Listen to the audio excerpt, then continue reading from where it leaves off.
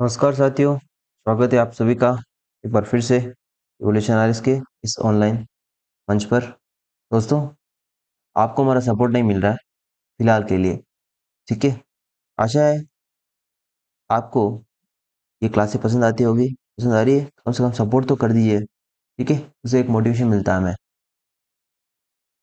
आज की जो हमारी क्लास होने वाली है वो जो सूजस का अप्रैल का जो एडिशन है उसके बारे में हम बात कर रहे थे। इससे पहले हम एक लेक्चर ले चुके हैं, ठीक है। उस लेक्चर को आप गो थ्रू हो जाइए। उस लेक्चर को अगर नहीं देखा है वो देख लीजिए। और साथ ही हम आज की जो क्लास है उसकी कंटिन्यू करेंगे। कम से कम हमारे पास 80 जो इशू है, 80 टॉपिक है, ठीक है। और ये वन लाइनर टू लाइनर ही है, तो कोई दिक्कत की बात नहीं होगी आपको, ठीक है। समझते हुए देखते हुए चलना है। और डायरेक्ट राजस्थान के जितने भी एग्जाम उसमें जो टेंडेंसी है क्वेश्चन पूछने की वो डायरेक्ट है, तो हमें समझते हुए चलना है और आराम से सीखते हुए चलना है, ठीक है। तो सबसे पहले हमारा जो है बाजरा अनुसंधान स्टेशन। आपको दो चीजें पता ही हैं यहाँ पे। बाजरा का जो केंद्रीय स्तर का जो सेंटर है हमारे, ठीक है, केंद्रीय स्तर का जो सेंटर है वो हैदराबाद में है। उसी की तर्ज पर राजस्थान में भी, ठीक है, उसका रीजनल जो है सेंटर बनाया जा रहा है।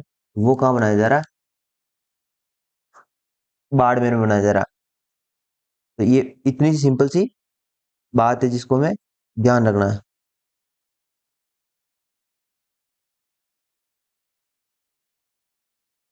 ठीक है।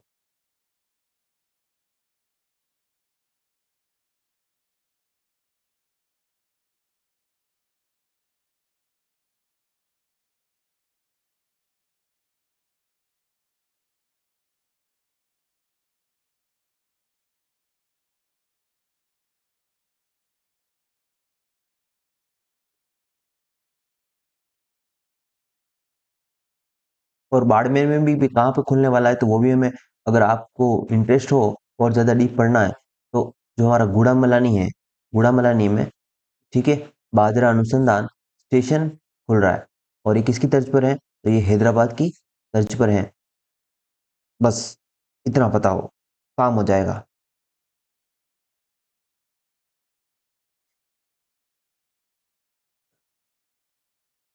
नेक्स्ट न्यूज़ क्या है कि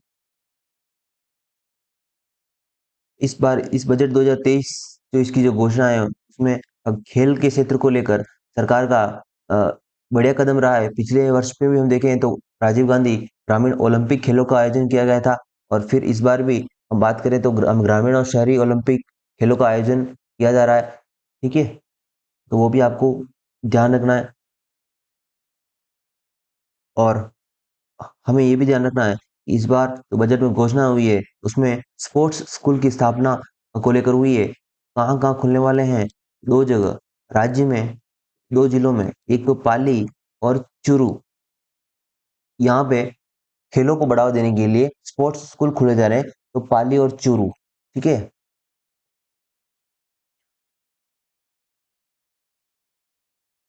नेक्स्ट है, अब यहाँ पे आपको देखो, पर्यटन और कला संस्कृति के दृष्टिकोण से आपको ये ध्यान रखना है कि जो उज्जैन का महाकालेश्वर मंदिर है, आपको पता है ना, उज्जैन का महाकालेश्वर मंदिर। आप मुझे ये बताइए कि जो सवाई माधोपुर है हमारे राजस्थान में, सवाई माधोपुर में ये जो ज्योतिर्लिंग हमारा हमारा जो यहाँ पे भी शिव मंदिर है, ठीक है। ये ज्योतिर्लिंग जो है, ठीक है, ये ज्योतिर्लिंग में आता है। पूरे भारत में कितने ज्योतिर्लिंग है? और ठीक है, सॉरी,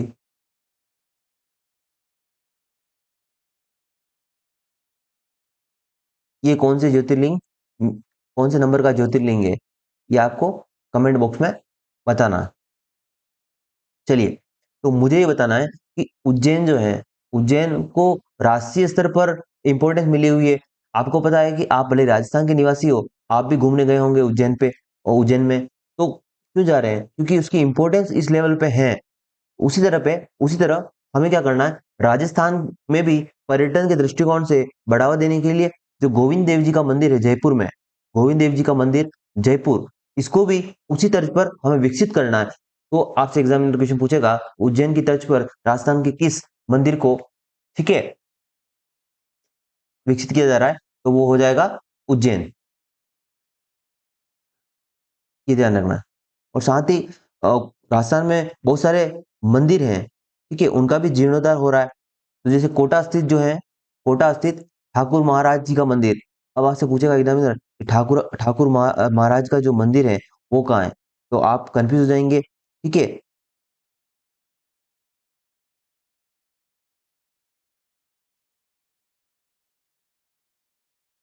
तो आपको ये ध्यान रखना है।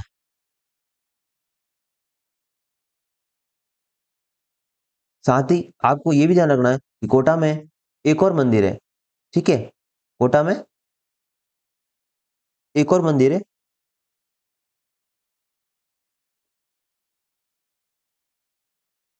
वो है प्राचीन शिव मंदिर, ठीक है, और उसका नाम है श्री चमलेश्वर महादेव मंदिर। अब आपसे पूछेगा एग्जामिनर ये जो चमलेश्वर महादेव मंदिर है, ठीक है, चमलेश्वर महादेव जो मंदिर है,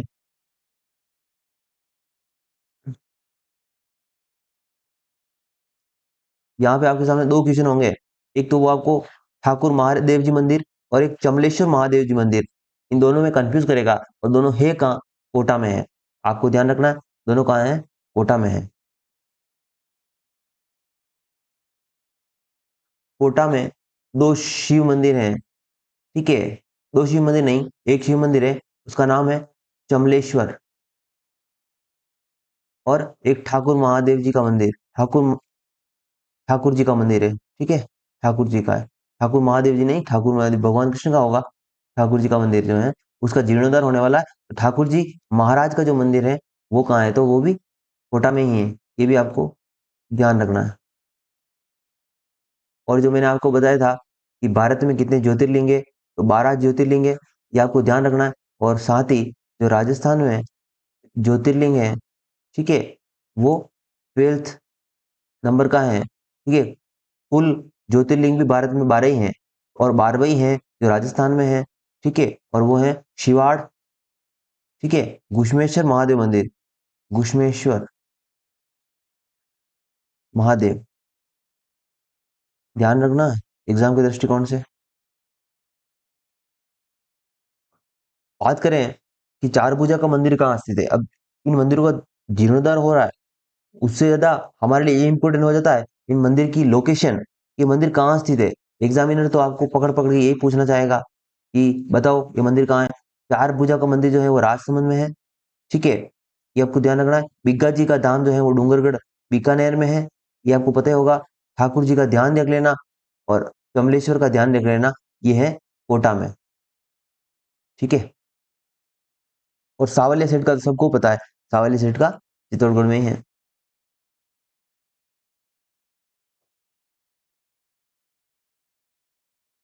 नेक्स्ट बात करें तो जो इस बार बजट में घोषणा हुई है, ठीक है, बजट में घोषणा हुई है, उसमें जैसे कुछ जगहों का हम विकास कर रहे हैं, ये खोलो नहीं है, खोले के हनुमान जी हैं, देखो, खोले के हनुमान जी में हमने ऑटोमेटेड यहाँ पे जीप लाइन का विकास किया, ठीक है, वो कहाँ है, तो वो जयपुर की खोले के हनुमान जी में ही है। राजस्थान की पहली जीप लाइन है जो, ठीक है, जो करणी माता में लगी हुई है हमारे, ठीक है, करणी माता जो उदयपुर में है, वहां पे भी जीप लाइन लगी हुई है। और बाकी अपन बात करते हैं, ठीक है, सुंदर माता जालोर में सबसे पहली है, तो वही, तो वो ऑटोमेटेड जो है वो कहाँ लगी हुई है, खोले के हनुमान जी लगी हुई है। हमें बात करनी है ये जो त्रिपुरा सुंदरी मंदिर है, त्रिपुरा सुंदरी मंदिर कहाँ है, तो ये बांसवाड़ा में है। जबकि सालासर हनुमान जी का जो मंदिर है वो चूरू में है, क्योंकि मेहंदीपुर का दौसा में है, ठीक है, दौसा करौली उस क्षेत्र आता है थोड़ा, याद रखना, दौसा में है मेहंदीपुर बालाजी का मंदिर। वहीं खोले के जो हनुमान जी है वो कहाँ है, तो जयपुर में है। खोले के हनुमान जी, याद रखना इंपॉर्टेंट है, खोले के हनुमान जो है ये जयपुर में है, खोले हनुमान जयपुर में है। ठीक है, ध्यान रखना। साथ ही हम और क्या काम कर रहे हैं, तो जो कुछ पेनोरमाज हैं, उन पेनोरमा का भी हमें डेवलपमेंट कर रहे हैं, उसका भी हमें ध्यान रखना है।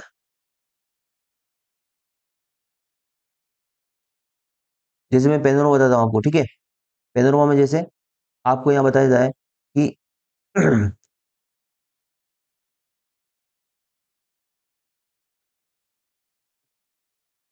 जैसे यहाँ पे एक तो आपको ध्यान रखना है कि अमरा भगत जी का जो पेनोरमा है वो आपको पता ही होना चाहिए। चलेगी, हाँ।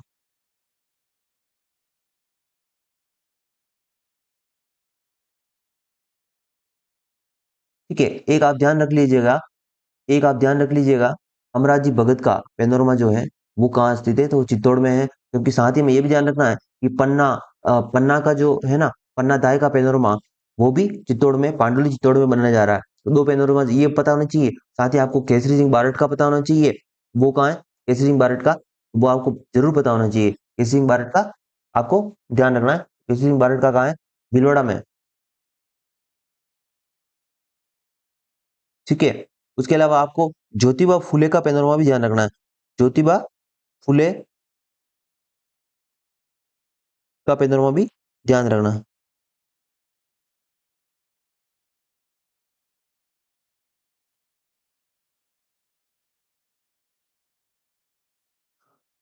ठीक है, ज्योतिबा फुले का पेनोरमा आपको ध्यान रखना है कि ये कहाँ बनने जा रहा है, ये जयपुर में। साथ ही आपको मोस्ट इंपोर्टेंट है, वो यहाँ पे इंदिरा महाशक्ति, इंदिरा महाशक्ति जैसलमेर में बनेगा। ये पेनोरमा मोस्ट इंपोर्टेंट है, ये आपको पूछेगा एग्जामिनर। जैसलमेर में इंदिरा महाशक्ति पेनोरमा, कहाँ, जैसलमेर में। ठीक है, उसके अलावा आपको महर्षि नवल किशोर का याद रखना है। महर्षि नवल किशोर का याद रखना है। महर्षि नवल किशोर का जो पेनोरमा बनेगा वो कहाँ बनेगा, तो जोधपुर में। जोधपुर में महर्षि नवल किशोर का पेनोरमा, ये भी आपको मोस्ट इंपोर्टेंट है और ध्यान रखना है। मेरे हिसाब से आपको इस बजट की घोषणा में कुछ इंपोर्टेंट जो पॉइंट याद रखने हैं या ध्यान रखने हैं, वो ये है कि एक तो आपको पेनोरमा में अगर मैं बोलूं, पेनोरमा के दृष्टिकोण से अगर मैं बोलूं, पहला पेनोरमा आपको ध्यान रखना है, पन्ना। यार इतने दिन से हम पढ़ रहे हैं, पन्ना जाए पन्ना जाए, अगर अब भी नहीं पता है ना, तो दुख की बात है। पांडोली चित्तौड़। ठीक है, उसके अलावा दूसरी जो है, अमरा भगत जी, ये भी चित्तौड़। ठीक है, ये आपको ध्यान रखना है। और अमरा भगत को ही हम बोलते हैं अनगढ़ बावजी। क्या बोलते हैं, अनगढ़ बावजी। साथ ही हमें ध्यान रखना है, केसरी सिंह बारट पेंदुरमा, ये बनेगा भीलवाड़ा में। तीन चार जो पेनोरमाज है वो हमें ध्यान रख लेने हैं, तो उससे हमारा काम हो जाएगा। और जो एक इंपॉर्टेंट पेनोरमा और मुझे लग रहा है, तो वो है जो मैंने आपको भी बताया था। ठीक है, फोर्थ नंबर का आप लिख लीजिए, इंदिरा महाशक्ति पेनोरमा जो है, इंदिरा महाशक्ति। यही पूछने वाली चीज है, ये है जैसलमेर में। और आपको मैंने बताया था पेनोरमाज के बारे में, तो अ, और मैंने आपको पेनोरमाज के बारे में बताया, उसमें जो मोस्ट इंपोर्टेंट है वो है एक पंडित नवल किशोर। ठीक है,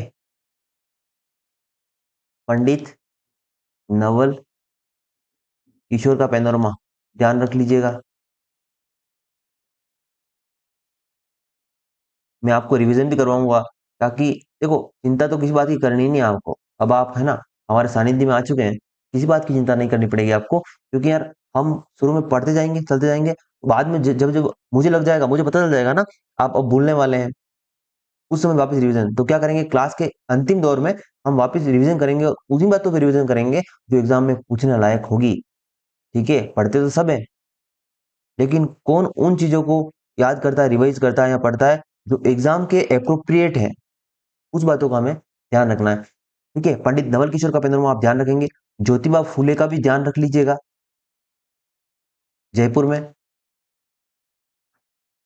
ठीक है। और इम्पोर्टेंट एक साइट हमने पढ़ी है, इम्पोर्टेंट जो साइट्स में हमने एक तो खोले के हनुमान जी, ठीक है, खोले के हनुमान जी ये जयपुर में है, ठीक है। और राज्य का यहाँ पे शायद मुझे ये याद नहीं आ रहा है, ये आई थिंक चौथा या पांचवा जो है ना यहाँ पे।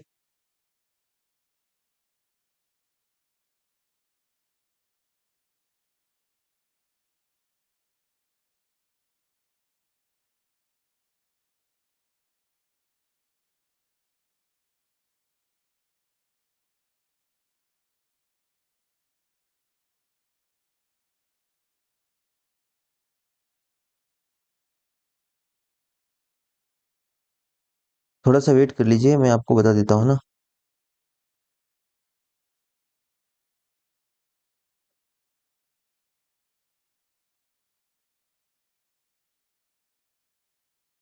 देखो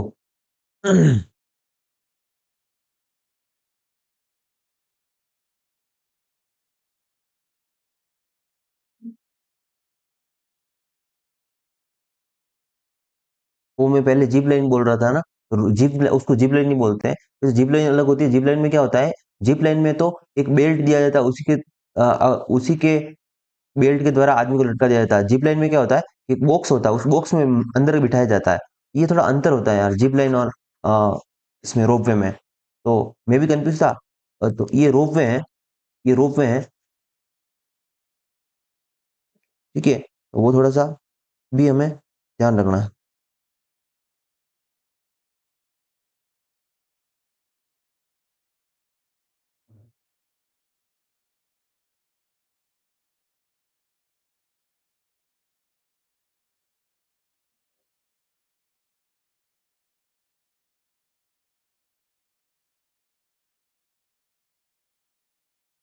2-4 चीजें हैं इसके बारे में। एक तो ये राज्य का चौथा रोपवे होगा, और तीसरा एक और पॉइंट एक्स्ट्रा है, जो ये पहला जो है वो ऑटोमेटेड है, ऑटोमेटेड रोपवे है।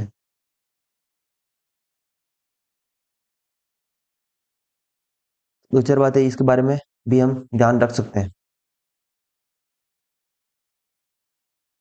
नेक्स्ट जो हमारी चर्चा का बिंदु है वो है, इस बार बहुत सारे, देखो कोचिंग वालों ने तो मतलब धुआं धुआं कर रखा है यूट्यूब पे कि यार जिलों की घोषणा हो रही है, जिलों की घोषणा हो रही है।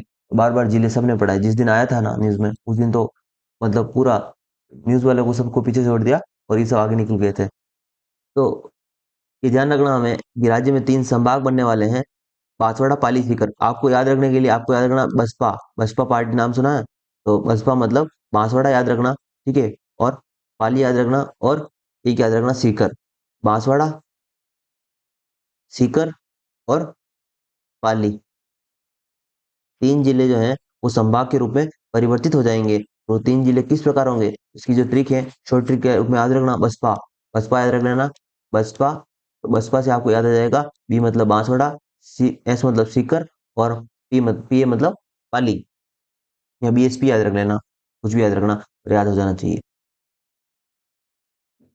अब हम थोड़ा सा, जो 50 जिले बने हैं, अब टोटल जो जिलों की संख्या हो जाएगी वो 50 हो जाएगी। कुल जिले कितने हो जाएंगे राज्य में, 50। ये सबको पता है। लेकिन आपको ये भी ध्यान रखना साथ में कि कौन कौन से नए जिले बनने वाले हैं। तो एक बार फटाफट देखेंगे, देखो फालतू टाइम वेस्ट नहीं करेंगे। बहुत सारी चीजें ये, बहुत सारे लोगों ने इसको पढ़ा दिया, तो इतना ज्यादा, तो वो आप कहीं से भी देख सकते हो, आपके पास ऑप्शन रहेगा। लेकिन जो चीजें नहीं है, कवर नहीं हुई, या जिसको ज्यादा फोकस करना चाहिए, मैं उस पे ज्यादा फोकस करना चाहता हूँ, ठीक है। वो आपको जिले देके पूछेगा। देखो एक तो आपको यहाँ से क्वेश्चन आपका क्रिएट होगा संभाग से, वो आपको ध्यान रख लेना है। और दूसरी जो बात है, वो इनसे भी पूछे आपको, ध्यान रखना है, अनूपगढ़, बालोतरा, ब्यावर, डिग, डिडवाना कुचामन, दूदू, गंगापुर सिटी, जयपुर उत्तर, जयपुर दक्षिण, जोधपुर पूर्व, जोधपुर पश्चिम, कैकड़ी, ठीक है, कोटपुतली बहरोड, खैरतल, हलोदी, सलूम्बर, सांचौर, ठीक है, और शाहपुर, और नीम का खाना। ये जो है, ये 19 जिले, ये 19 जिले बन जाएंगे। ये 19 जिले जो है, आप गिन लेना। तो 19 जिले नए बन रहे हैं, ठीक है। तो टोटल जो होने वाले हैं वो 50 होने वाले हैं। इनकी काउंटिंग भी ध्यान रखना, कितने जिले बन रहे हैं, तो 19 नए बन के कितने हो जाएंगे, 50। ठीक है, नए संभाग कितने हैं, 3। ये भी छोटी छोटी बातें जो होती है एग्जाम में याद नहीं आती बेटा। ठीक है, तो इनका भी आपको ख्याल रखना है, ध्यान रखना है। देखो, स्मार्ट विलेज क्या होता है? स्मार्ट विलेज वो होता है जहां पे सारी सुविधाएं आपको उपलब्ध होती है। ठीक है, क्या होती है? सारी सुविधा आपको उपलब्ध होती है। तो स्मार्ट विलेज की जो परिकल्पना है वो राजस्थान सरकार द्वारा, ठीक है, इस बार लाई गई है। और स्मार्ट विलेज में क्या क्या सुविधाएं होनी चाहिए, उसी की तर्ज पर एक हमने विलेज का मॉडल डेवलप किया है। मॉडल डेवलप किया है विलेज का। और वो मॉडल कहाँ किया है? तो जवाहर कला केंद्र में किया है। कहाँ किया है? जवाहर कला केंद्र में किया है। ये बातें बेटा आपको ध्यान रखनी है।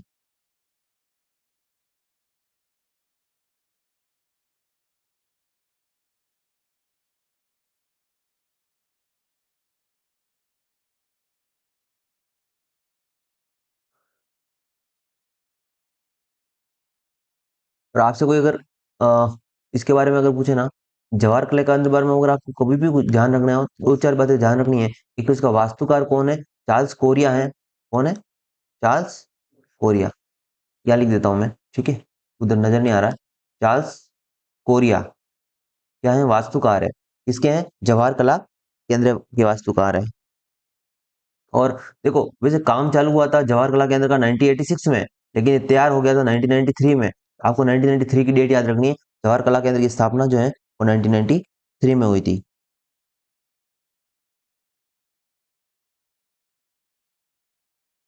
और हमारे लिए जो सबसे इम्पोर्टेंट बात है वो ये कि राजस्थान में स्मार्ट विलेज कहाँ स्थापित किया गया है। हाल ही में मुख्यमंत्री साहब ने दौरा भी किया था, वो जवाहर कला केंद्र जयपुर में स्थापित किया गया है।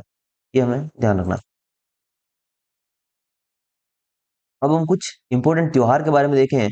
कौन कौन सी होली, देखो इस बार एक पूरा उस पे मतलब कवर पेज जो आया था पूरा, उस पे ये आया था कि होली का त्योहार और कहाँ कहाँ कौन से होली के त्योहार है। हमें जो ध्यान रखनी है, देखो, हमें जो ध्यान रखनी है, एक तो हमें ध्यान रखनी है पत्थर मार।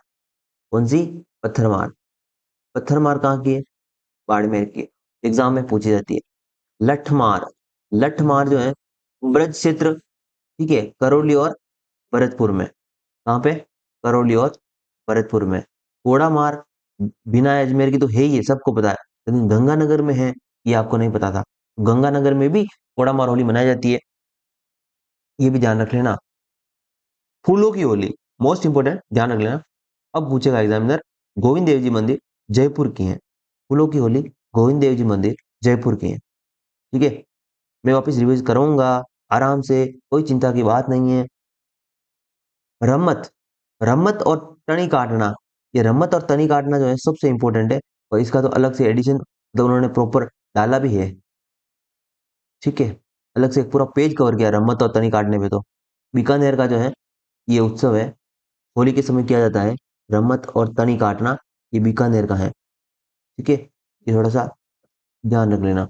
उसके अलावा हम बात करें, चरकुला नृत्य कहाँ का है? भरतपुर का। रम्मत और तनी काटना बीकानेर का है ही ये। गेर नृत्य कहाँ का है? बाड़मेर का, पाली का, मेवाड़ का।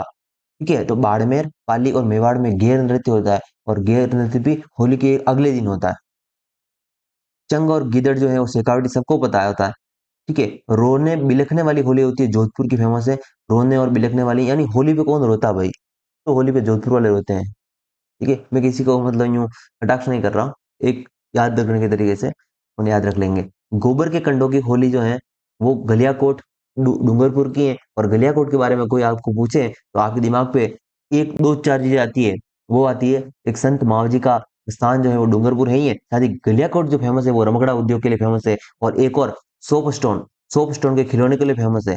इसके लिए फेमस है, सोप स्टोन खिलौनों के लिए भी फेमस है।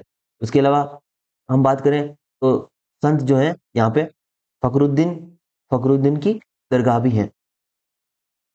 ठीक है, और जो मुसलमानों का यहाँ पे कौन सा समुदाय है? ठीक है, तो जो व्यवसाय करने वाला जो समुदाय है मुसलमानों का, ठीक है, उस समुदाय का नाम तो आपको पता होगा और आप भी बताएंगे, आपकी जिम्मेदारी है। वो समुदाय भी यहाँ पे रहता है डूंगरपुर में।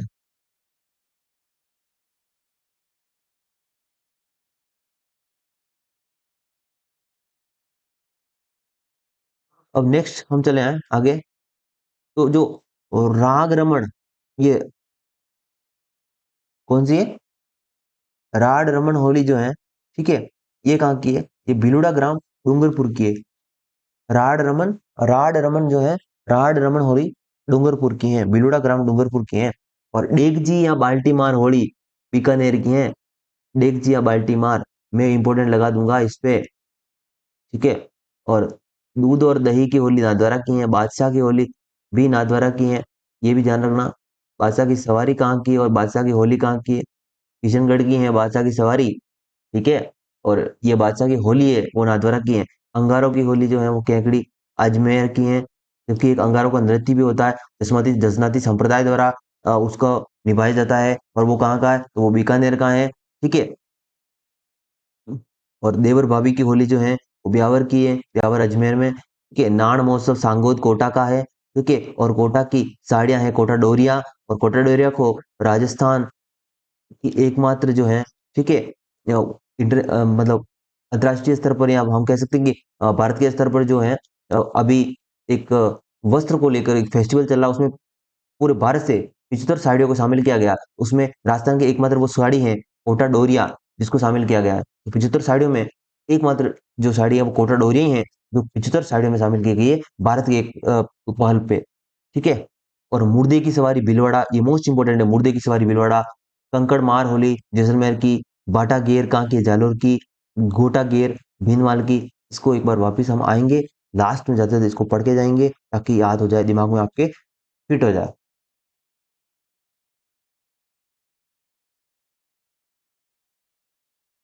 उसके अलावा मैं बात करूं होली का त्योहार पे, तो रम्मत जो होती है, रम्मत अपन ने बात की थी ना अभी, बीकानेर की फेमस है। और यहाँ पे जो बोल दोहराता है, यानी एक आवाज जो होती है उसको रिपीटेशन करते हैं, वो होता है टोरिया। कौन होता है? टोरिया जो होता है वो वॉइस का रिपीटेशन करता है। और ये रम्मत है बीकानेर की फेमस, आपको पता ही है। और कब होती है? तो होली पर होती है। नेक्स्ट बात करें डोलची मार जो खेल है, ठीक है, डोलची मार होली जो होती है, ये भी बीकानेर की है। और बीकानेर में इसको कौन करता है? पुष्करना ब्राह्मण जो है, बीकानेर की फेमस है ना कम्युनिटी।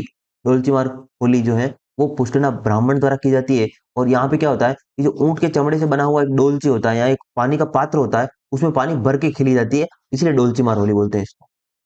और आपको पता है बीकानेर तो ऊंटों के लिए तो फेमस है, ऊंटों के लिए तो फेमस है बीकानेर। क्योंकि उस्ता कला का जन्म कहाँ हुआ है? उस्ता कला जो राजस्थान में प्रसिद्ध हुई है, वो कहाँ से हुई है? उस्ता कला, ठीक है। तो बीकानेर की है। और उस्ता कला के जादूगर हम बोलते हैं निजामुद्दीन उस्ता को।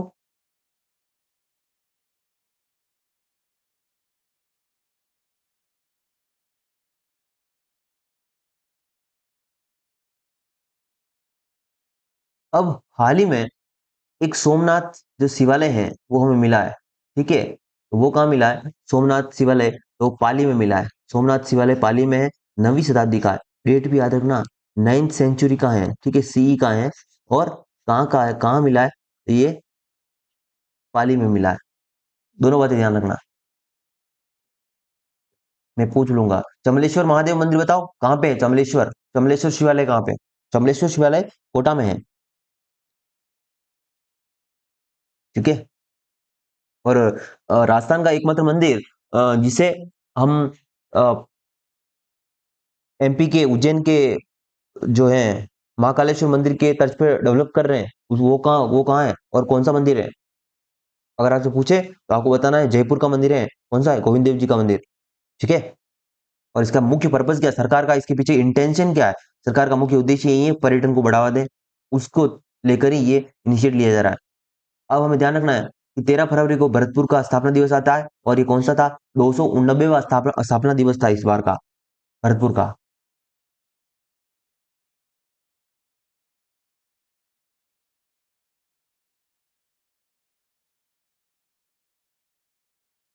ठीक है।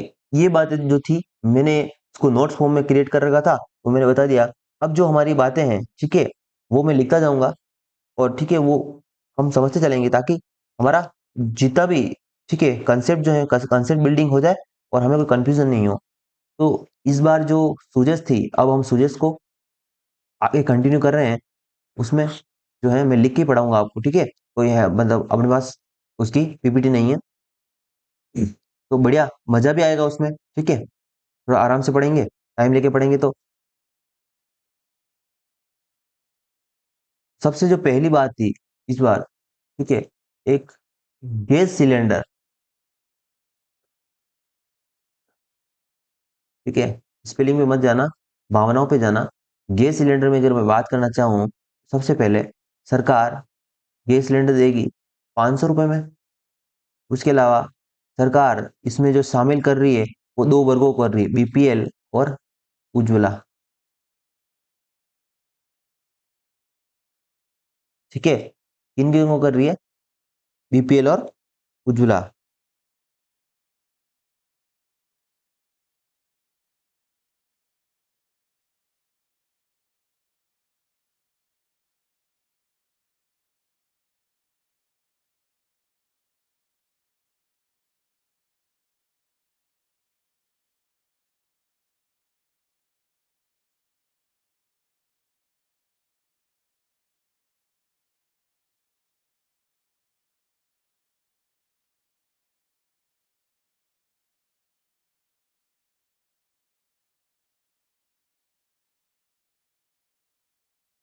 ठीक है, एक तो आपको अगर उज्ज्वला योजना के बारे में कोई पूछे ना, उज्ज्वला योजना कब शुरू हुई, ठीक है, ये भी आपको बता देना है। 1 मई 2016 की उज्ज्वला उज्ज्वला योजना, ठीक है? और इसका मुख्य उद्देश्य था स्वच्छ ईंधन बेहतर जीवन, इस नारे के साथ इसको शुरू किया गया था, ठीक है? ताकि जो हमारी गृहिणियां हैं वो उस पॉल्यूशन से प्रभावित नहीं हो, क्योंकि यार हम जो लकड़ी जलाते हैं हमारे घर में, वो खतरनाक वाला जो पॉल्यूशन होता है, ठीक है? पॉल्यूशन जो होता है वो निकलता है, और साथ में पॉल्यूशन तो ठीक है, एनवायरनमेंट को तो पोल्यूट कर रही है, साथ में एक व्यक्ति के जो स्वास्थ्य है उसको भी प्रभावित कर रहा है। देखो एक चैन बनती है, क्या चैन बनती है?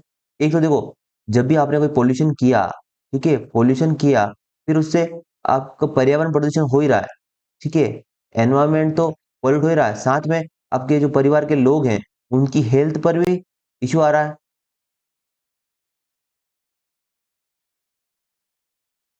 ठीक है? और हेल्थ पे इश्यू आ रहा है, फिर जो होगा, आपको हॉस्पिटल जाना पड़ेगा, तो हॉस्पिटल के एक्सपेंडिचर भी आपके बढ़ रहे हैं। इतनी एक चैन बन जाती है, इस चैन से हमें बचने के लिए सरकार की जो बेस्ट प्लान है वो क्या है कि यार हम क्या करें, जो महिलाएं हैं, और उज्ज्वला योजना में आपको पता होगा कि जो स्टेक होल्डर होती है या जो मालिकाना हक होता है वो महिलाओं महिलाओं को दिया जाता है, महिलाएं उसमें मुखिया के रूप में होती है। तो 1 मई 2016 से ये योजना शुरू हुई थी, ठीक है?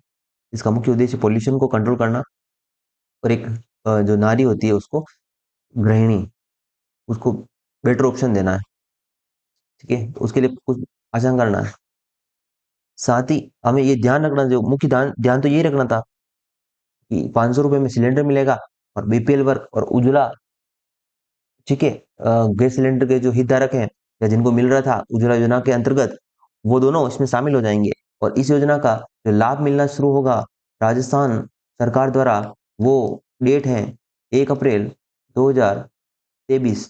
1 अप्रैल 2023 से इसका लाभ मिलना शुरू हो जाएगा। नेक्स्ट हम जो बात करेंगे, ठीक है, वो है एंटी चीटिंग टास्क फोर्स के बारे में।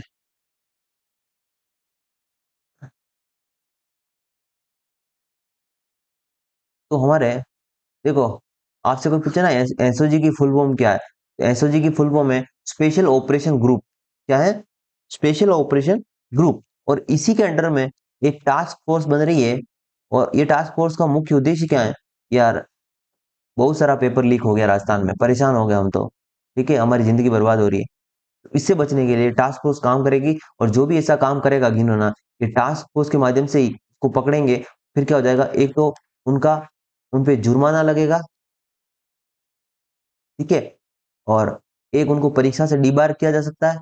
डीबार मतलब परीक्षा नहीं दे सकते जीवन में कभी फिर भी, ठीक है? और एक संपत्ति का जब्त देना। ये तीन बाद में ऑप्शन रहते हैं सरकार के पास, तीन ऑप्शन मतलब तीन चीजें कर सकती है सरकार, अब सरकार के पास मार्ग खुल गया है ये चीज करने का। तो ध्यान रखना, चीटिंग से मतलब अवेयर रहना। और सरकार ने एक नया अधिनियम लाया है, वो है सार्वजनिक परीक्षा, ठीक है, सार्वजनिक परीक्षा अनुचित साधन रोकथाम अधिनियम।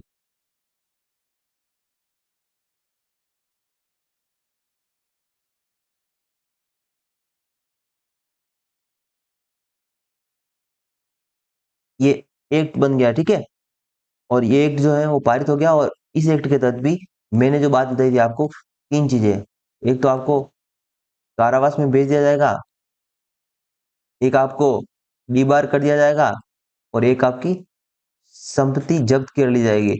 ये तीन चीजें कर ली जाएगी इस अधिनियम के माध्यम से भी। नेक्स्ट हम बात करें तो सूचना आयोग की जो बेंच है राजस्थान में, ठीक है, सूचना आयोग की बेंच जो है वो कहाँ स्थापित होने वाली है? सूचना आयोग की जो बेंच है वो जोधपुर में, कहाँ पे? जोधपुर में स्थापित होगी। नेक्स्ट हम बात करें तो जो आईसीडीएस है, क्या है? देखो आईसीडीएस क्या है, इंटीग्रेटेड चाइल्ड डेवलपमेंट स्कीम जो है, उसके माध्यम से क्या किया जाता है, छोटे बच्चे होते हैं ना, उनके डेवलपमेंट पर ध्यान दिया जाता है। उनके डेवलपमेंट को ध्यान में रखकर ही इस प्रोग्राम को शुरू किया गया था। और ये किसका है? तो ministry of women and child development, जो महिला एवं बाल विकास अधिकारिता विभाग है, उसका ये प्रोग्राम है। और इस प्रोग्राम को लॉन्च किया गया था 1975 में, 1975 का ये प्रोग्राम है। तो मुझे ये बताना है कि जो इंटीग्रेटेड चाइल्ड डेवलपमेंट स्कीम है, आपको पता होगा छोटे बच्चे होते हैं वो, उनमें न्यूट्रिशनल डेफिशिएंसी यानी पोषण का जो अभाव है, उस अभाव को पूरा करने के लिए इसका काम था। ये भी वो प्रोवाइड करवाता था, अभी भी है, ये काम चल रहा है। ये कैसे होता है इसका इम्प्लीमेंटेशन? आईसीडीएस का जो इम्प्लीमेंटेशन है स्कीम का, वो कैसे होता है? तो आंगनवाड़ी कार्यकर्ता के माध्यम से होता है। इसके लिए स्पेशल आंगनवाड़ी में कुछ लोगों की नियुक्ति होती है। तो ये लोग, साथ ही ये लोग और जो शिशु पालन, अब मैं बताता हूँ, ठीक है, शिशु पालन गृह और छोटे जो बच्चे होते हैं, ठीक है, उनको भी पालना, शिशु पालन गृह उनके लिए बने हुए हैं। राजस्थान में ये दो चीजें जो हो रही है ना, एक आईसीडीएस के लिए जो महिला नियुक्ता है या जो कर्मचारी हैं, और एक शिशु पालन गृह के लिए जो हमने कर्मचारी नियुक्त कर रखे हैं, इन दोनों को, ठीक है, इन दोनों को, इनके जो कर्मी है ना, जो कर्मचारी हैं, उनके लिए हमने भत्ते जो है वेतन में 15% की बढ़ोतरी का ऐलान कर दिया। यानी मानदेय में 15% की ग्रोथ हो जाएगी या वृद्धि हो जाएगी, ये सरकार की घोषणा है। कितनी होगी? तो 15% होगी, ध्यान रखना।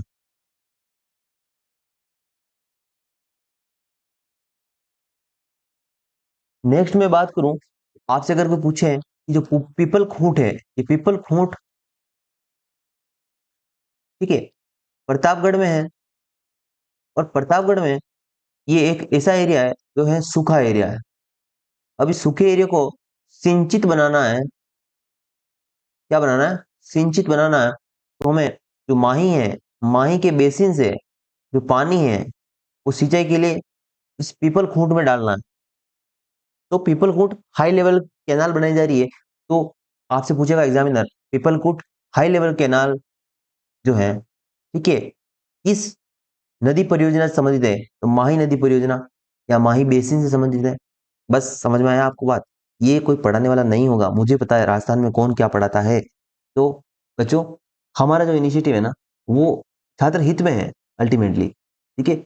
आपको हमें यार थोड़ा सपोर्ट करना है, तो हमें भी खुशी होगी, ठीक है, और मेहनत करेंगे आपके लिए। तो आपको ध्यान रखना है।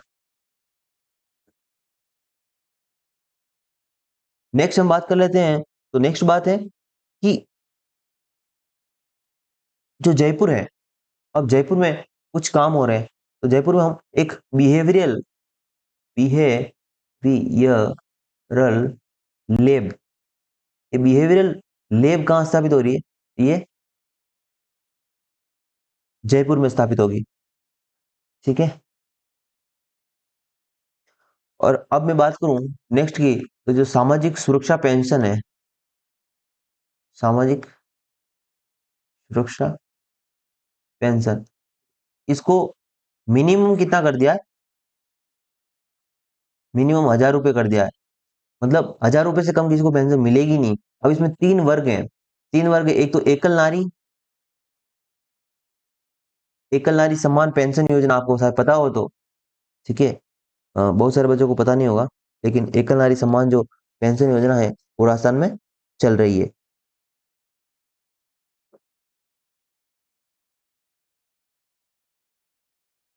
ठीक है। तो आपको क्या पता है क्या, ये जो पालनहार योजना है वो कब की है? किसी को पता है पालनहार जो योजना है वो कब की है?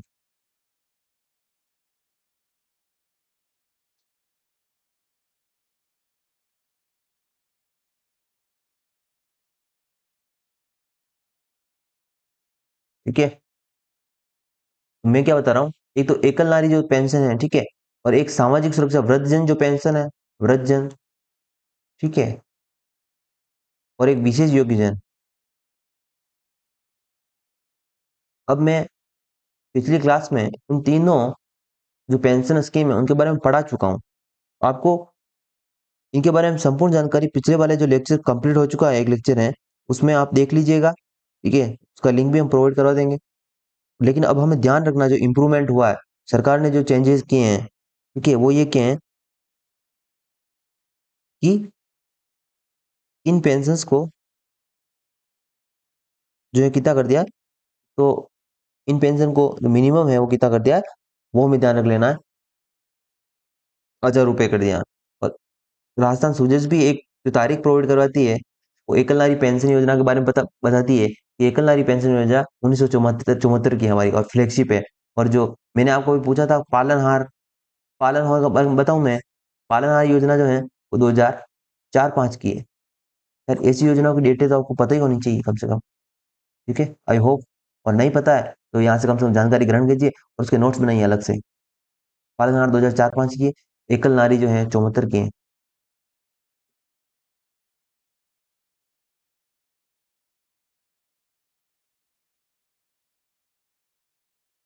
नेक्स्ट बात करें, अगर हम बात करें स्टार्टअप के क्षेत्र में, स्टार्टअप क्या होता है? पहली बात, स्टार्टअप होता है कि यार आप देखो, आप कहीं शादी में जाते हो ना, शादी में गए हो, शादी में गए हो, खाना खाया, खाना खाने से पहले आप स्टार्टअप लेते हो।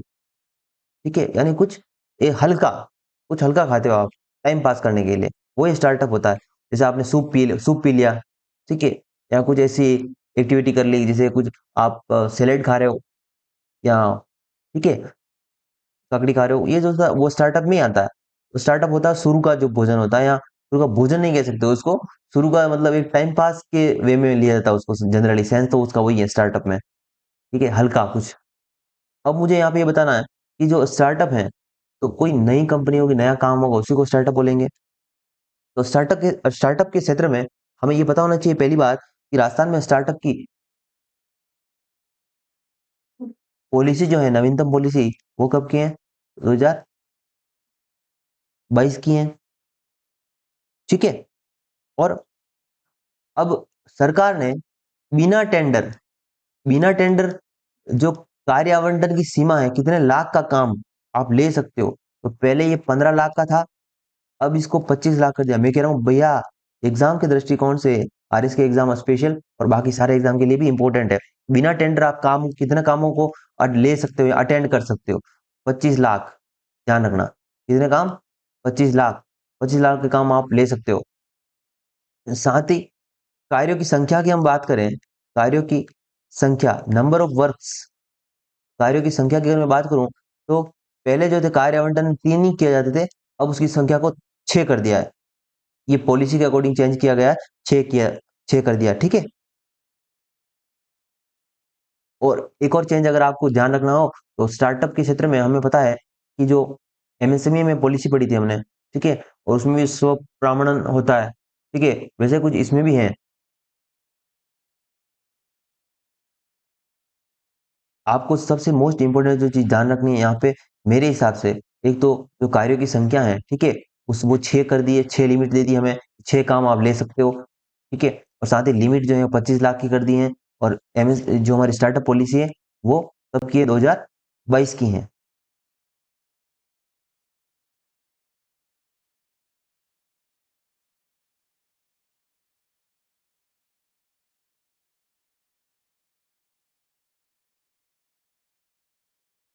नेक्स्ट बात करेंगे हम,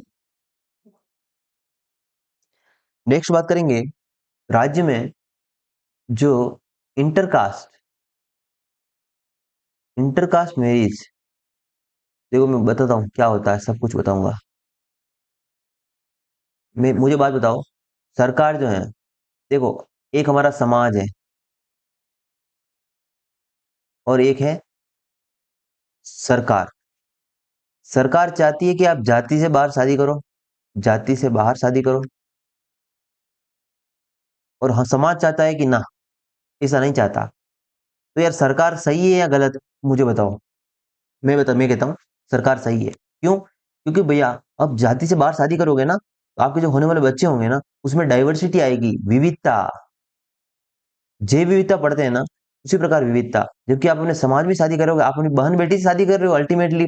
आपको देखो पता नहीं आपकी चेन कितनी बड़ी है, आपके पुरखों को, आपको पता, आपको सिर्फ 3 या 4 जनरेशन पता होती है, और इनसे अगर लिंक नहीं बैठ रहा है, ठीक है, तो आप शादी कर लेते हो। लेकिन क्या पता आपको पीछे लिंक हो इनसे, जिस जनरेशन से आप शादी कर रहे हो। मेरी बात समझ में आ रही है आपको?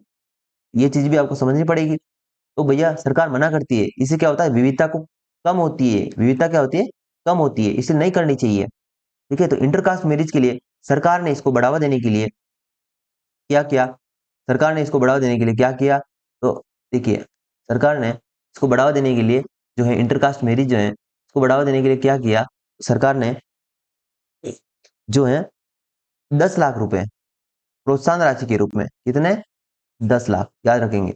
10 लाख में जो 5 लाख होंगे वो आपकी एफडी कर दी जाएगी, fix deposit. Fix deposit bank में होता है, और मतलब एक हाई इंटरेस्ट होती है, जनरली इंटरेस्ट होती है जो बैंक की, उससे ज्यादा होती है इसकी, कम से कम आपको 7 से 8% की इंटरेस्ट रेट मिलती है इसमें। और 5 लाख जो होंगे वो एक ज्वाइंट अकाउंट बनेगा पति और पत्नी का। ठीक है, पति पत्नी का, और जिसको भी शादी करने की इच्छा हो तो आपके पास ऑप्शन है, देख लीजिए। पति पत्नी के ज्वाइंट अकाउंट बनेगा और ज्वाइंट अकाउंट में डाल दिया जाएगा।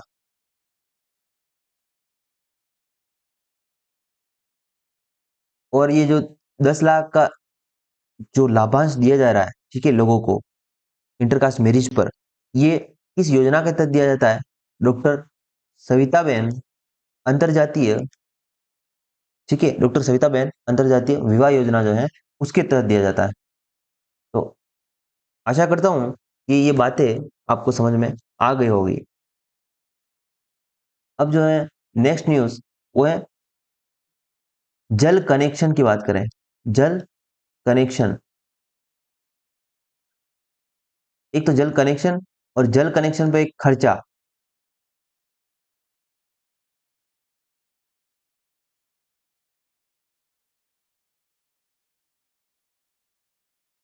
देखो मुझे बताओ, राजस्थान में पहली बार हमने हमने पढ़ा था कि 1992 में, जैसे जो हमारी राजस्थान की भंवरी देवी का नाम सुना होगा आपने, ठीक है, सोशल एक्टिविस्ट थी, उनका रेप हुआ था। और 1997 में हमारे राजस्थान में एक, बात करें हम तो, जो है विशाखा गाइडलाइंस आई थी 1970 में, और फिर एक निर्भया फंड भी बना था। ठीक है, निर्भया फंड की जो राशि थी वो आज भी यूटिलाइज नहीं हुई है।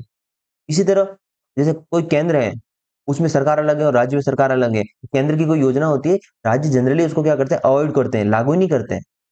तो खर्चा करते ही नहीं है, जो योजना के तहत फंड आया उसका खर्चा उस योजना में करते ही नहीं है। समझ रहे हैं आप बात मेरी? उसी तरह जल कनेक्शन का खर्च में राजस्थान की रैंकिंग जो है वो फोर्थ है, जबकि जल कनेक्शन में जो राजस्थान की रैंक है वो थर्ड है। ध्यान रखना, दोनों बातें इंपॉर्टेंट है। और आपको बात समझ में भी आ गई होगी कि जल कनेक्शन क्या होता है और जल कनेक्शन का खर्चा क्या होता है, और खर्चा कम करते हैं रैंक नीचे जाएगी। रैंक नीचे जा ही रही है, फोर्थ आ रहा है, इसका मतलब राजस्थान ने खर्चा कम किया। जल कनेक्शन में थर्ड रैंक है, ठीक है, कंडीशन ठीक है।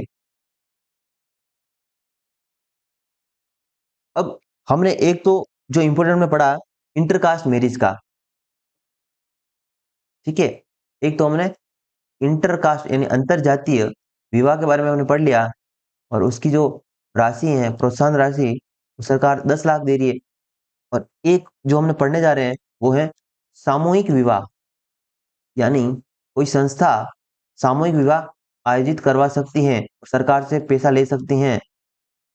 उसके तहत जो सहायता राशि है वो 25,000 है। ठीक है, पहले जो राशि थी 18,000 थी। ठीक है, और अब जो है इस योजना में 25 में से दो टुकड़े होते हैं, 21 और 4 का। 4 जो होता है वो संस्था को मिलता है, जो भी संस्था इस शादी को करवाएगी उसको मिलेगा, और ये पत्नी को मिलेगा, ठीक है, 21,000 रुपये। नववधु जो होगी ना, उसको मिलेगा।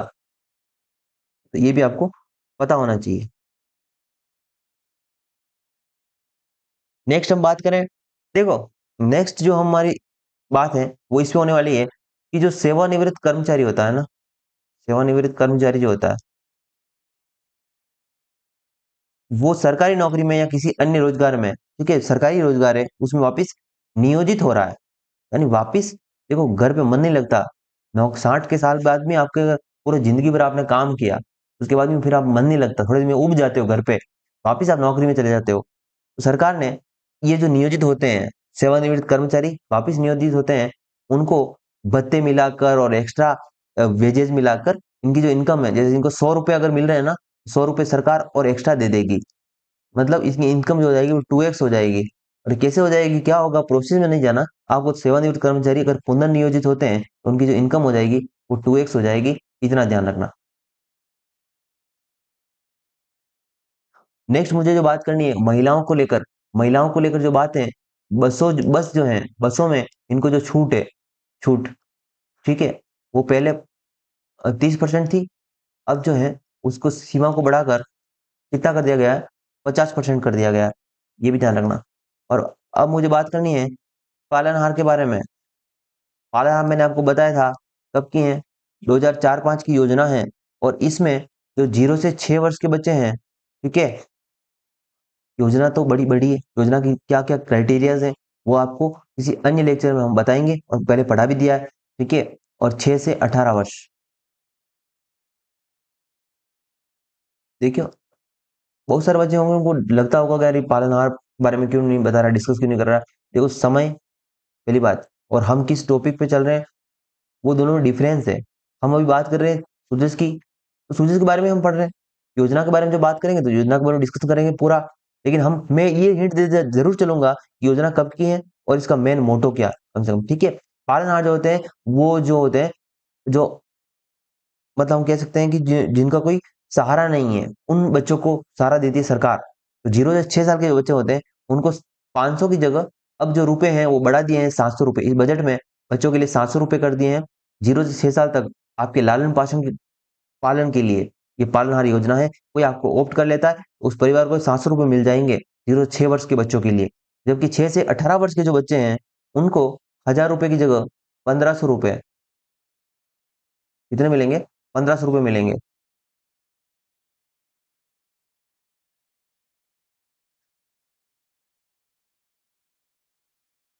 तो ये दो चेंजेस है वो ध्यान रख लेना।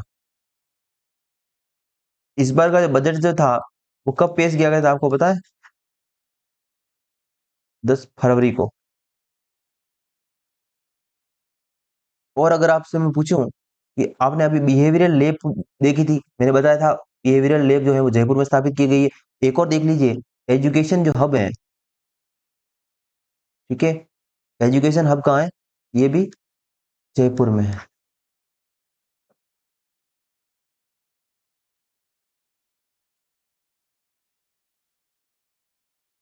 शास्त्री संस्कृत महाविद्यालय, वो इस बजट में घोषणा हुई है, वो कहाँ खुलेगा, तो वो भी जयपुर में खुलेगा। नरेना दूदू, दूदू तहसील है ना, उसमें नरेना आता है, और नरेना या नारायणा हम जो कहते हैं, दादू की, ठीक है, प्रधान पीठ है नारायणा में।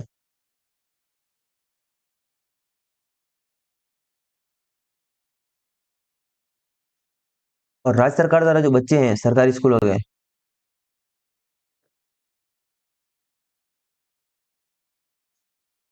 उनको जो है निशुल्क यूनिफॉर्म वितरण जो किया जाता है, उनकी संख्या कितनी है आपसे अगर पूछे तो प्रतिवर्ष दो यूनिफॉर्म, ठीक है।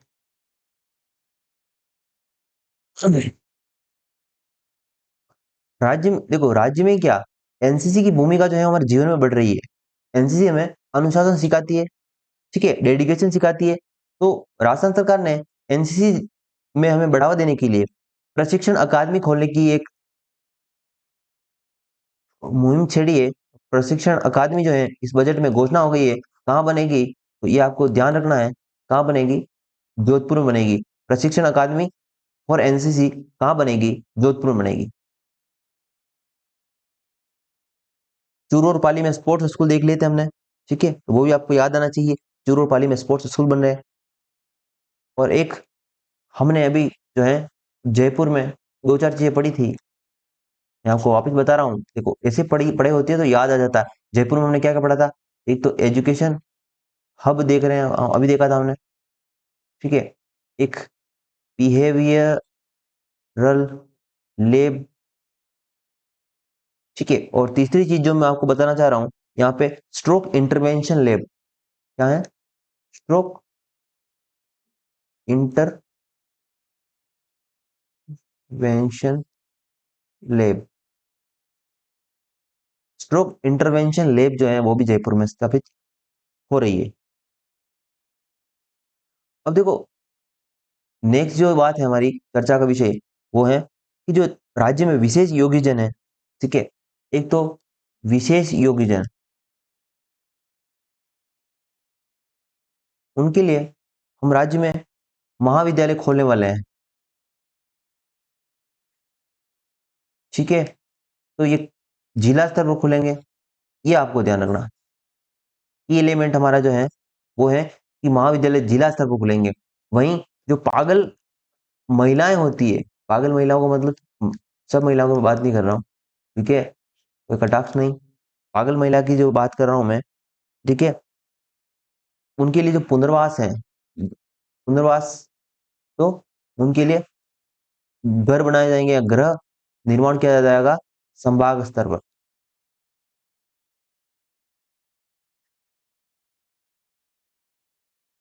देख लेना ये भी। इंदिरा गांधी शहरी क्रेडिट योजना जो है, क्या नाम है, इंदिरा गांधी शहरी क्रेडिट योजना, ठीक है।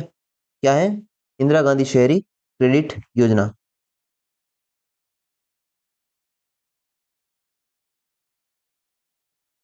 एक तो इसकी जो चेंजेस हैं इसमें, ठीक है, इसमें जो महत्वपूर्ण जो हमें बात जो ध्यान रखनी है वो है कि इस योजना के तहत जो सीमा है लाभ की, वो जो है कितनी कर दी है। यानी पहले जो ये लाभ था, एक तो देखो बताता हूँ, जो लाभार्थी पक्ष है ना, वो पहले 40 वर्ष की उम्र का, 40 वर्ष तक का जो इंसान होता था वही होता था। लेकिन अब ऐसा नहीं है, वो 40 की जो सीमा है वो 60 कर दी है। यानी 60 साल तक का जो भी शहरों में असंगठित क्षेत्र में काम करने वाला मजदूर है, ठीक है, वो इसका लाभ ले चुका है, ले सकता है।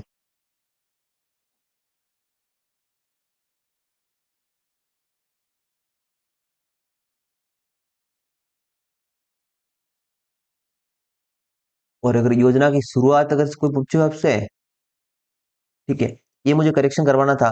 देखो हम सब पढ़ते हैं, हम भी हमें रिसर्च करना पड़ता है, देखना पड़ता है, चीज़ों को ध्यान भी रखना पड़ता है। बहुत बार गलतियां हो जाती है छोटी सी। तो इस योजना को मैंने पिछली बार 6 अगस्त बताया था, तो आप करेक्शन कर लीजिएगा।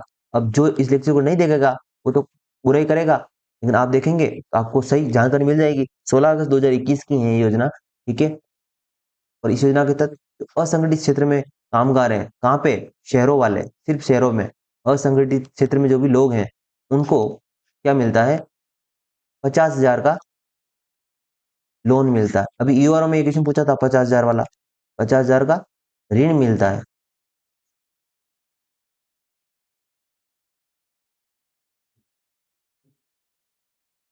नेक्स्ट हम बात करें तो जो हमारे सामने इश्यू है वो है कि एयरपोर्ट की हम बात करना चाहते हैं। किसकी बात करना चाहते हैं, एयरपोर्ट की। एयरपोर्ट में एक तो इंटरनेशनल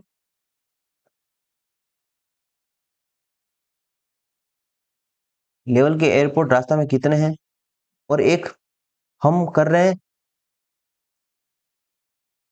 वाणिज्यिक एयरपोर्ट की स्थापना। वाणिज्यिक एयरपोर्ट जो है हमारा बनने जा रहा है वो किशनगढ़ अजमेर जो एयरपोर्ट है ना, किशनगढ़ वाला एयरपोर्ट है ना, वो वाणिज्यिक रूप में डेवलप किया जा रहा है। जबकि इंटरनेशनल लेवल के लिए उदयपुर और जयपुर, ये दो एयरपोर्ट जो है आपको ध्यान रखना, इंटरनेशनल लेवल के एयरपोर्ट है। उदयपुर को विकसित किया जा रहा है और जयपुर पहले से ही है इंटरनेशनल लेवल का एयरपोर्ट।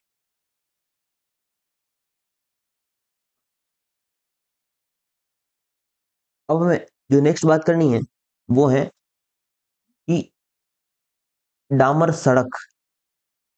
सरकार ने इस बजट में कहा है कि हम सड़कों को और विस्तार कर देंगे। तो जो ग्रामीण क्षेत्र की हम बात कर रहे हैं, ये ग्रामीण क्षेत्र की बात हो रही है, सड़कों में डेवलपमेंट।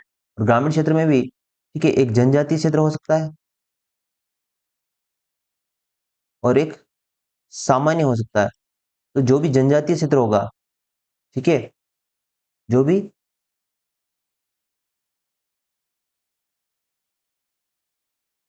जनजातीय क्षेत्र होगा, ठीक है, वहां पे कितनी आबादी पर सड़कें बनेगी? तो मिनिमम जो आबादी की लिमिट है वो 250 होनी चाहिए, यानी 250 लोग होंगे तभी सड़क बनाएंगे। जबकि सामान्य में 500 लिमिट है। ये दोनों भी ध्यान रख लेना, ये इंपॉर्टेंट है कि 250 जो है वो जनजातीय पर लिमिट है तभी सड़क बनाएंगे, जबकि 500 जो है वो सामान्य आबादी जो है और ग्रामीण क्षेत्र की सड़कों की बात हो रही है।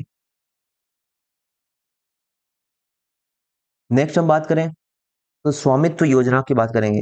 स्वामित्व योजना जो है, स्वामित्व योजना, इसके तहत जो है क्या किया जा रहा है? स्वामित्व योजना में हम पट्टे का वितरण कर रहे हैं। जो भी आबादी भूमि है ना ग्रामीण स्तर पर, ये भी ग्रामीण स्तर पर हो रहा है।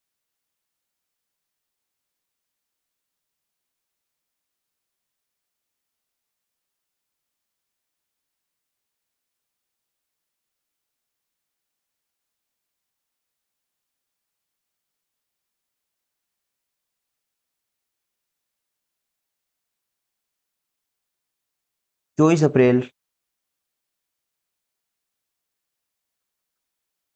अप्रैल 2021 को ये योजना आई थी।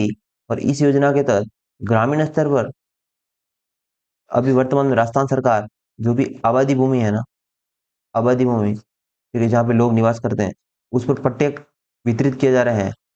और इन पट्टों में क्या हो रहा है कि 50% की छूट मिल रही है।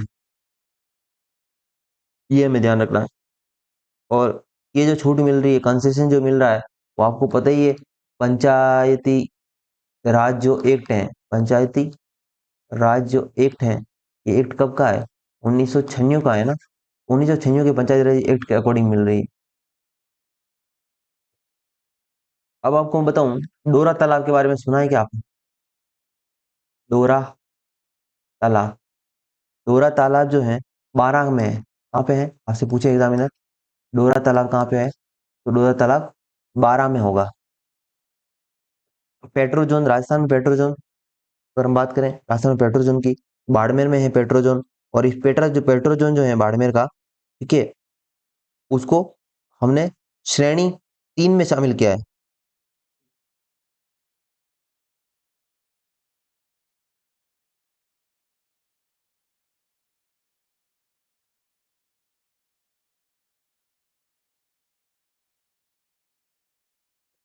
क्या किया है?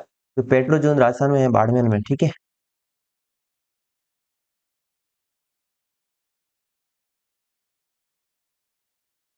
इसको श्रेणी 3 में शामिल कर दिया गया। पहले श्रेणी 2 में था, श्रेणी 3 में शामिल किया है। अ, इसलिए इसलिए क्योंकि इसका काम जो है प्रोजेक्ट वो जल्दी हो जाए, यानी प्रोजेक्ट जो है इसको जल्दी डेवलप करने के लिए, डेवलपमेंट फास्ट करने के लिए इसको किया जा रहा है।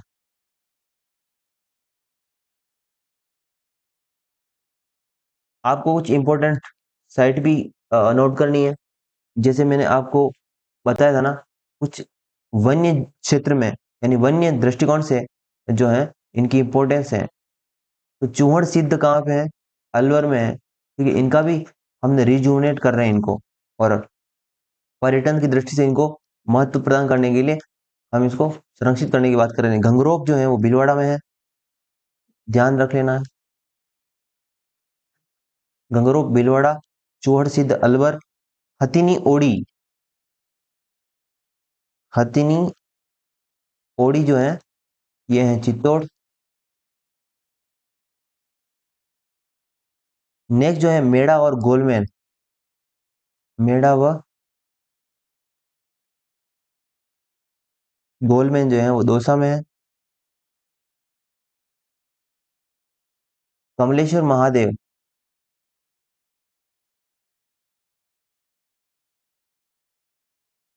प्रतापगढ़ में है। एक कमलेश्वर है, एक हमने चमलेश्वर पढ़े थे, चमलेश्वर जो है वो कोटा में है, ये कमलेश्वर प्रतापगढ़ में है, ये भी ध्यान रख लेना। लेपर्ड कंजर्वेशन रिजर्व के रूप में स्थापित किया जा रहा है, लेपर्ड कंजर्वेशन के रूप में स्थापित किया जाएगा इसको पाली में। पाली लेपर्ड के लिए फेमस है, आपको पता ही है। और पाली का जो शुभंकर है वो क्या है आपको बताना मुझे, ठीक है, पाली का शुभंकर बताना। अब आपको राजस्थान में ये बताना है कि जो जल जूलनी है उसका मेला जो है, एकादशी का मेला, जल जूलनी, जल जूलनी एकादशी का जो मेला पड़ता है राजस्थान में, ये कहाँ पड़ता है? ये आपको ऑप्शन पता होना चाहिए, आपको कंफर्म पता होना चाहिए, सावलिया जी, चित्तौड़, ठीक है, ये भी आपको ध्यान रखना है।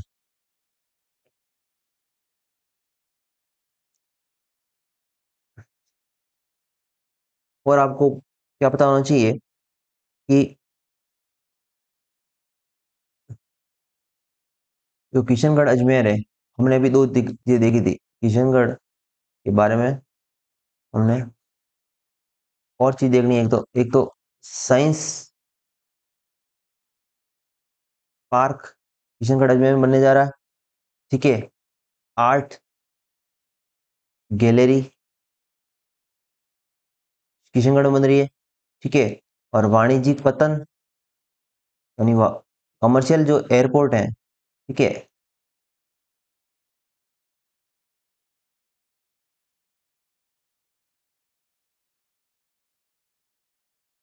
वो भी किशनगढ़ में ही बन रहा है, तो ये भी आपको ध्यान रखना चाहिए।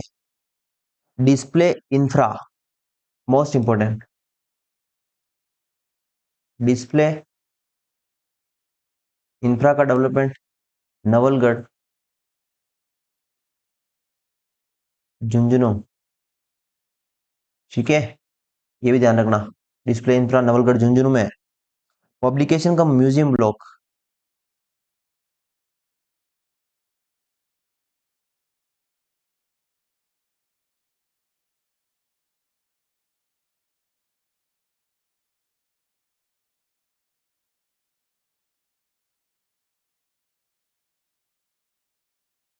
ये बन रहा है टोंक में, पब्लिकेशन कम म्यूजियम ब्लॉक टोंक में, डिस्प्ले इंफ्रा नवलगढ़ झुंझुनू में, ठीक है, आर्ट गैलरी किशनगढ़ में, साइंस पार्क किशनगढ़ में, पता होना चाहिए, पता होना चाहिए, पता होना चाहिए, मोस्ट इंपोर्टेंट है। और कृषि जो महाविद्यालय है राजस्थान में, कृषि में महाविद्यालय कहाँ, और इस बजट में घोषणा हुई है, कृषि जो महाविद्यालय है वो कहाँ कहाँ हुई है, महाविद्यालय की घोषणा जो हुई है वो एक तो उदयपुर, ठीक है, और एक गंगापुर, भीलवाड़ा।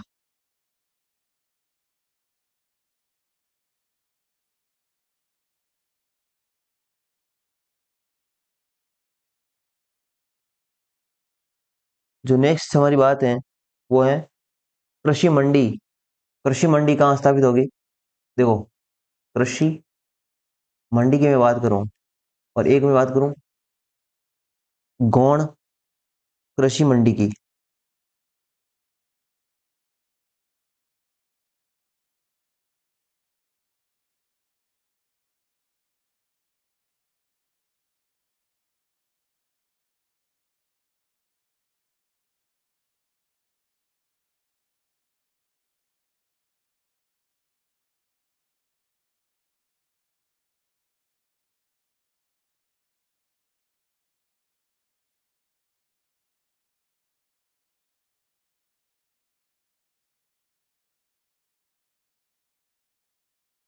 कृषि मंडी जो है वो कहाँ स्थापित हो रही है? जयपुर। गौण कृषि मंडी कहाँ स्थापित होने वाली है? जोधपुर। दोनों इंपॉर्टेंट है। क्या है? दोनों जो है मोस्ट इंपॉर्टेंट है। और अब जो हमारी नेक्स्ट न्यूज़ है, जो हमें पता रखनी ध्यान रखना बात, वो ये है कि मिनी फूड पार्क के बारे में आपने सुना होगा, इससे पहले भी सुना होगा। ये जो राजस्थान में mini food park Bandra Barmer के बारे में सुना है ना? बांद्रा बाड़मेर के बारे में आपने सुना होगा। वैसे ही के मिनी फूड पार्क जो बनने जा रहे हैं वो जैसलमेर और पाली में डेवलप किए जाएंगे। ठीक है, कहाँ किए जाएंगे? जैसलमेर और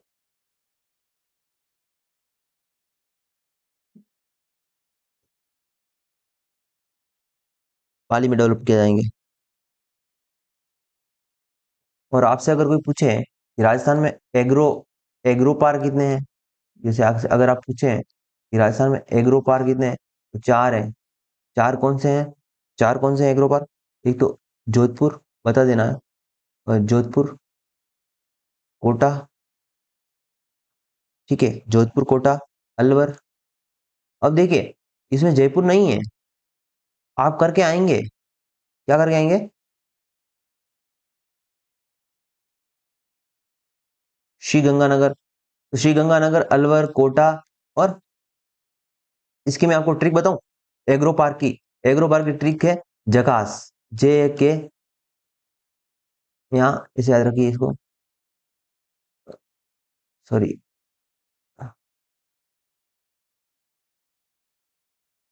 जकास याद रखना।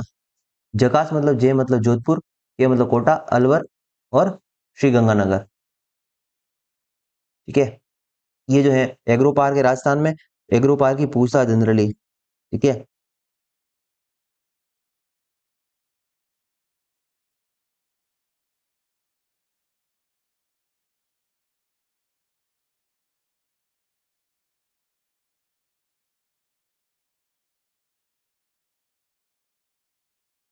और आपसे इसके बारे में और अगर जानकारी चाहिए, तो जो मैं आपको बताता हूँ, तो राजस्थान में जो फर्स्ट मेगा फूड पार्क है, ठीक है, वो कौन सा है?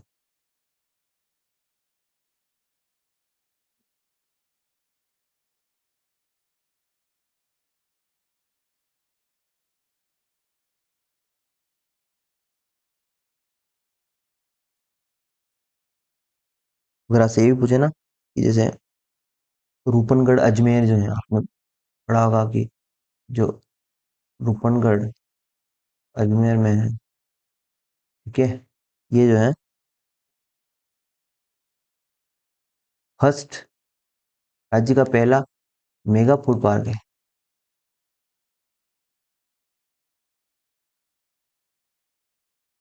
और दो चार बातें ध्यान रखिए, आपके एग्जाम में जो निकल जाएगा वो ज़्यादा दिक्कत होगी नहीं। और आपको तो मेन जो फोकस करना, मैंने अभी जो पढ़ाया है करंट का जो इश्यू है, मिनी फूड पार्क पहले बांद्रा में था, अब जैसलमेर और पाली में और बनने जा रहे हैं। वो जैसलमेर और पाली ध्यान रखना। जो मिनी फूड पार्क है ना, मिनी फूड पार्क, ये जो बनने जा रहे हैं, एक तो जैसलमेर में और दूसरा पाली में, ये इंपॉर्टेंट है। सेंटर फॉर जो साइबर क्राइम इन्वेस्टिगेशन है, ठीक है, सेंटर फॉर साइबर क्राइम को लेकर जो सेंटर बना रहे हैं हम, ये कहाँ बन रहा है? जयपुर। ठीक है, हाँ, तो ये भी आप ध्यान रखना। और एक आपको पता ही है, Rajiv Gandhi knowledge service and innovation जो हब है, वो कहाँ है? Rajiv Gandhi knowledge service and innovation hub, ये कहाँ बनना जा रहा है? ये जोधपुर में। ठीक है। और आपसे अगर पूछें कि रुक्मणी रियार का संबंध जो है वो किस जिले के कलेक्टर हैं? तो गंगानगर के हैं। इन्हें अभी गुड गवर्नेंस का अवार्ड मिला था, मैंने आपको पढ़ाया भी था। गुड गवर्नेंस का अवार्ड, ठीक है, स्काडा सिस्टम के लिए मिला है इनको। अब स्काडा सिस्टम क्या है कि जो नदी जल होता है ना, नदी का जल, तो नदी का जल नहीं, जो हमारे बांध जितने भी, तो उन बांधों का जल जो होता है उसको टाइमली और साथ ही ऑटोमेटेड वे में संचालित करने के लिए जो टेक्नोलॉजी स्टेब्लिश की गई है वो है स्काडा सिस्टम।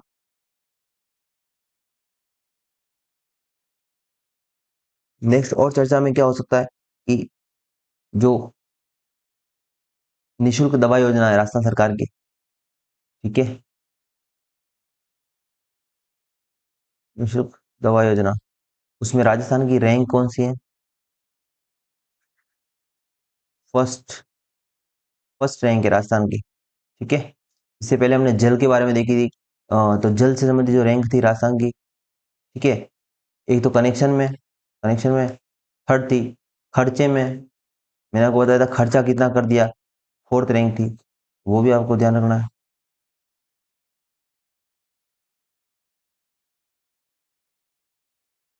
और राजस्थान में जो स्कूटी वितरण है बालिकाओं को, ठीक है, स्कूटी वितरण, तो वो दो योजनाओं के माध्यम से दिया जा रहा है। एक देवनारायण भील बालिका स्कूटी वितरण, ठीक है, और एक कालीबाई, सॉरी, एक देवनारायण जो छात्रा स्कूटी वितरण योजना है, और एक कालीबाई भील मेधावी छात्री छात्रा स्कूटी वितरण योजना है। दोनों के तहत जो स्कूटी की संख्या है वो 30,000 है। कितनी है? 30,000। ये भी आपको ध्यान रखना है। राजस्थान में एक स्कीम है महिलाओं को लेकर, सैनिटरी पैड, क्या है, जो सैनिटरी पैड होते हैं उसको वितरित किया जाता है, ठीक है। उस योजना का नाम है IM शक्ति उड़ान योजना। इसके तहत पूरे महीने में कितने सैनिटरी पैड वितरित किए जाते हैं? संख्या है उनकी 12। ध्यान रखना, 12 प्रति महीना, पर मंथ।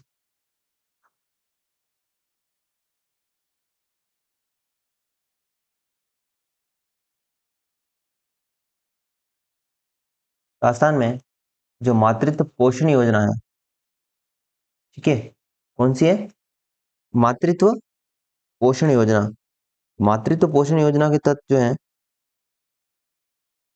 राजस्थान में जो सेकंड बर्थ होता है, ठीक है, उस पे पैसे मिलते हैं। सेकंड बर्थ पे पैसे मिलते हैं। एक तो आपको योजना की डेट ध्यान रखनी है, 19 नवंबर 2021। साथ ही आपको ये भी ध्यान रखना है इसके तहत जो है द्वितीय बच्चे पर लाभ मिलता है। और अगर आपके बच्चा जो है वो अगर बॉय हुआ है, ठीक है, एक तो आपके बॉय हो सकता है, तो उसमें आपको 6,000 रुपये मिलते हैं। और एक आपकी अगर गर्ल हुई तो आपको ज़्यादा मिलते हैं, 8,000 मिलते हैं। और कब मिलते हैं? सिर्फ सेकंड बर्थ पे। कब शुरू हुई? 19 नवंबर 2021 को, इंदिरा गांधी मातृत्व पोषण योजना। राजस्थान में एक योजना है सुरक्षा सखी योजना। क्या है नाम? सुरक्षा सखी योजना। इसका संबंध पूछेगा वो आपसे, किससे है? जो सेक्सुअल हरेसमेंट जिसका हुआ है ना, किसी भी महिला का जो सेक्सुअल हरेस्ड है, हरेसमेंट हुआ है, उनको, ठीक है, आत्मनिर्भर बनाने के लिए ये योजना है। ये उनको स्किल प्रोवाइड करवाई जाती है इसके तहत, और उनको आत्मनिर्भर बनाया जाता है। राजस्थान साहित्य उत्सव जो है कहाँ हुआ है? राजस्थान जो साहित्य उत्सव है ये हाल ही में कहाँ हुआ है? तो Jodhpur, Rajiv Gandhi innovation and knowledge hub, Jodhpur. हाथी नहर का संबंध कहाँ से है? आपसे पूछेगा हाथी नहर। हाथी नहर का संबंध जो है वो कायलाना झील से है, और काइलाना झील कहाँ है? तो जैसलमेर में है। बेटा अगर काइलाना झील नहीं पता है तो मुश्किल हो जाएगा। पंच तालाब के बारे में अगर आपसे कुछ पूछे, पंच तालाब, पंच तालाब कहाँ पे है? जोधपुर में है। ये इसलिए न्यूज़ है क्योंकि जोधपुर में फलोदी में है, ठीक है, पंच तालाब। ये इसलिए न्यूज़ में है कि इनका रिजुवनेशन हो रहा है, यानी इनका हम पुनर्विकास कर रहे हैं। तो दोस्तों आज की क्लास आपको पसंद आई होगी, पसंद आई लाइक कीजिए, शेयर कीजिए, सब्सक्राइब कीजिए और मिलते हैं नेक्स्ट वीडियो में। टिल देन बाय बाय, जय हिंद, जय भारत।